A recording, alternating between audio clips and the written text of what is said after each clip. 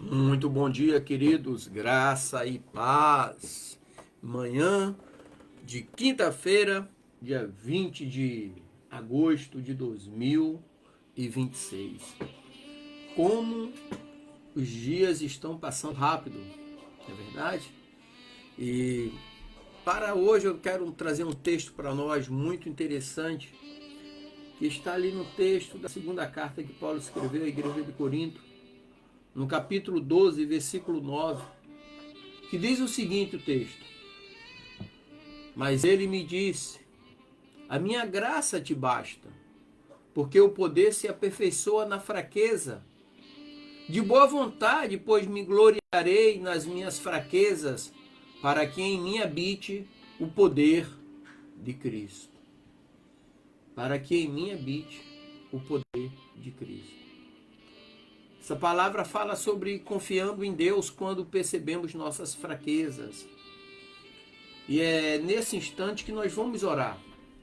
Vamos falar a esse Deus glorioso, a esse Deus criador dos céus e da terra. Você, onde você estiver nesse momento, direciona a tua fé a Deus, porque Ele nos ouve, Ele te ouve. Amém? Senhor Deus Santo, poderoso, Deus Criador dos céus e da terra, Deus, muito obrigado, Pai. E louvado e engrandecido seja o Senhor. Ó Deus, obrigado por tudo que o Senhor tem feito sobre as nossas vidas, por todas as bênçãos. Obrigado pelo descanso da noite, por mais um dia de vida. Obrigado pela sua misericórdia, que é a causa de nós não sermos consumidos, e ela renovou-se nesta manhã. Em tuas mãos, ó Deus, eu coloco a minha vida, a vida da minha família, dos meus parentes, meus amigos. Coloco também a vida de todos aqueles que ouvirão esta palavra neste dia. Coloco a todos em tuas mãos, como criatura nas mãos do Criador. Que neste dia seja repreendido, Pai, todo espírito de enfermidade, todo espírito de desânimo, todo espírito de vingança, de vício, de prostituição, todo espírito de inveja, de mágoa, de rancor e de ódio. E que o seu Espírito Santo tome lugar em nossas vidas para nos consolar, nos confortar, nos alicerçar e nos direcionar. E aquela causa, ó Pai, jurídica ou financeira que está amarrada, não quer sair, ó Pai, que o Senhor tome a frente, ó Deus. Que haja uma liberação para que teu servo e a tua serva sejam abençoados. Essa é a oração do teu servo neste dia, ó Deus, para a honra e glória do nome do nosso Salvador e Senhor Jesus Cristo. Amém, graças a Deus. Então esse texto que nós lemos em segunda carta aos Coríntios, capítulo 12, versículo 9, que nos diz: Mas ele me disse, a minha graça te basta, porque o poder se aperfeiçoa na fraqueza. De boa vontade, pois, me gloriarei nas minhas fraquezas, para que em mim habite o poder de Cristo. Como eu falei para vocês, esse texto fala de confiar em Deus quando percebemos as nossas fraquezas. Você já deve ter assistido competições Olimpíadas, a São Silvestre, que é aqui no Brasil, e esses atletas treinam anos a fio. Atleta olímpico, ele passa 4 anos treinando, porque é de 4 em 4 anos que tem as Olimpíadas. E ele chega numa competição dessa na sua melhor forma. Ele está ali pronto para competir na final de uma prova, sabe? E no dia da prova ele sente uma... Imagina você estar preparado e no dia da prova você sente um mal-estar inesperado, que é a própria ânsia, a ansiedade da competição. Vê uma fraqueza súbita no meio da ansiedade que parece ameaçar o seu sonho, sabe? Mas é na vulnerabilidade dele, naquele momento, que ele pode optar em desistir ou confiar na sua preparação e no apoio incondicional do seu treinador. E assim somos nós, na nossa corrida, na nossa caminhada. Essa caminhada com Deus, Pai, Deus Filho e o Espírito Santo. Muitas vezes percebemos nossas fraquezas e, na maioria das vezes, nos sentimos incapazes de seguir adiante. Mas a mensagem de Deus é bem clara. A minha graça te basta e o meu poder se aperfeiçoa na fraqueza. Você imagina Paulo, ele escreveu essa segunda carta ali aproximadamente entre o ano 55 e 56, numa época de grandes desafios pessoais e ministeriais. A igreja de Corinto enfrentava divisões, já tinha falsos ensinamentos e perseguições naquela época. E Paulo, quando escreve essa carta, ele busca exatamente fortalecer os cristãos, lembrando a eles de que a força de Deus é maior que nossas limitações humanas. E Paulo sabia que os dias dele já estavam contados. Ele ia ser condenado e condenado de morte, mas ele não desistia. Ele poderia ter desistido, ficar abatido, morrer de depressão, porque ele sabia que ia ser condenado de morte. E na cultura grega, a força e a virtude eram altamente valorizadas, enquanto que na cultura judaica a dependência de Deus era um tema central. Então Paulo, como um judeu e cidadão grego também, ele combina essa compreensão. Então ele se dirige a uma comunidade multicultural, ensinando que a verdadeira força vem de Deus, principalmente quando nos achamos fracos. E precisamos buscar ao Senhor com toda a nossa força. Enquanto temos condições de buscar a Ele, precisamos buscar sempre. Então, no coração desse texto que nós lemos, nós encontramos uma verdade profunda. Ou seja, Deus usa a nossa fraqueza para mostrar a sua glória e poder. É na nossa fraqueza que Deus nos torna forte. Então a graça de Deus, ela é suficiente para nos sustentar, mesmo quando nos sentimos incapazes. Então aquela frase, a minha graça te basta, ali revela o caráter misericordioso de Deus, que não nos abandona em momento algum e nos sustenta sempre.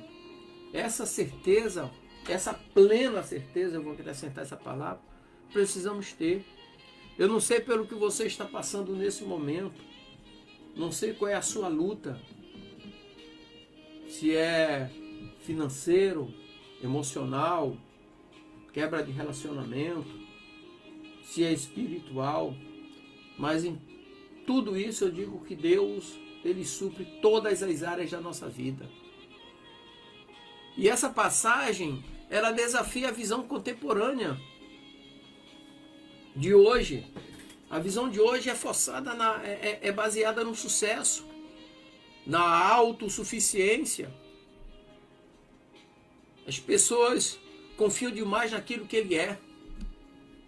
Não esperam em Deus. Mas a arrogância faz parte da vida do povo hoje. Mesmo aqueles que estão dentro da igreja. É uma realidade. Então aqui nós aprendemos nesse texto que a verdadeira força está em reconhecer nossa dependência de Deus. A teologia, vamos usar esse termo, a teologia paulina, reforça que o poder de Deus se manifesta na nossa vulnerabilidade, tornando-se uma oportunidade para experimentarmos a sua graça de uma maneira mais intensa. Então, muitas das vezes, nós nos sentimos apagados. Usa essa palavra, apagado. Muitas das vezes, nós nos sentimos desanimados. Muitas pessoas acordam e dizem, meu Deus, o que é que eu vou fazer hoje? sabe? Eu perdi alguns colegas nesses 12 anos de aposentadoria. Muitos estavam acostumados a fazer aquilo na Marinha por mais de 30 anos. Depois que se aposentaram, falaram, meu Deus, agora, o que é que eu vou fazer? Não vou acordar mais cedo para ir para o trabalho, para ir para a Marinha, para o quartel, para o navio, para a base. Não vou mais. O que é que eu vou fazer? Sabe? Então, às vezes, o cristão acorda de manhã e fala, meu Deus, como vai ser esse dia?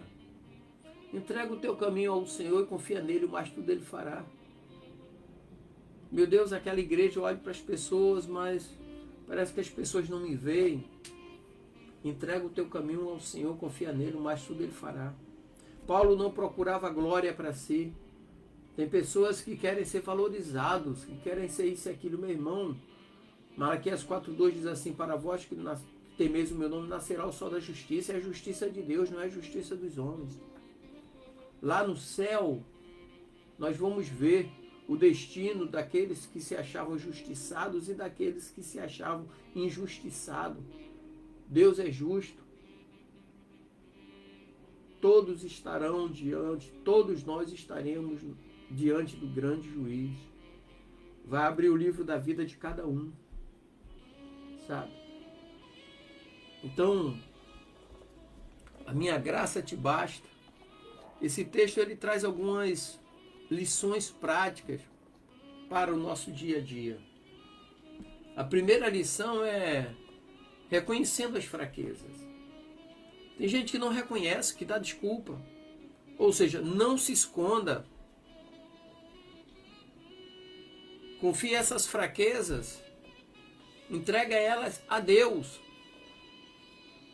Sabe? Não. Tem pessoas que não adianta, para tudo tem desculpa, errou, tem desculpa. Fez algo, tem desculpa, porque a pessoa que apresenta desculpa para os erros que cometem é a pessoa arrogante, é a pessoa autossuficiente. Seja dependente de Deus diariamente, especialmente nos momentos difíceis. Não tente justificar o que é injustificável. Simples assim. Aprenda a glorificar-se nas suas limitações, pois é nela que Deus manifesta o seu poder. Se não fosse a misericórdia de Deus na minha vida, eu não estaria aqui. Minha esposa já estaria viúva há 9 anos, se não fosse a misericórdia de Deus. Ou teria casado novamente já. Cultive uma mentalidade de dependência, não de arrogância, de autossuficiência. E lembre-se que as bênçãos seguirão os que creem. Sabe? As bênçãos seguirão os que creem. E crer é uma questão de obediência. Obedecer os mandamentos de Deus. Compartilhe sua jornada. Enfrente desafios com fé. E aí só enfrenta desafios com fé aqueles que sabem que Deus é o seu sustento. Saiu para trabalhar, entrega o teu trabalho nas mãos de Deus, entrega a tua saída, entrega a tua volta para casa. Sabe? Vai estar num trabalho, ora a Deus para que tudo corra bem. Clame a Deus em tudo na sua vida, meu irmão, minha irmã. E deixe Deus trabalhar do jeito dele, dê liberdade a Deus. Não limite a ação de Deus. E outra coisa, se a situação não está mudando, é porque Deus quer usar aquela situação para mudar você. Amém, querido? Que o Senhor te abençoe e derrame bênção sobre a sua vida. Eu não sei pelo que você está passando. Eu sei porque eu preciso. E sei que o meu Deus vai também fazer por você aquilo que Ele tem feito por mim. Agora, a diferença são as atitudes diante de Deus. são as atitudes diante de Deus. E lembre-se que a vida resume-se em decisões, escolhas e consequências. A vida resume-se a isso. Tudo que nós decidimos fazer tem uma consequência. Tudo que nós escolhemos fazer tem uma consequência. Amém, querido? Que o Senhor te abençoe e derrame bênção sobre a tua vida neste dia. Em nome de Jesus. Graça e paz. E para você que está conosco aqui na Conexão Viva,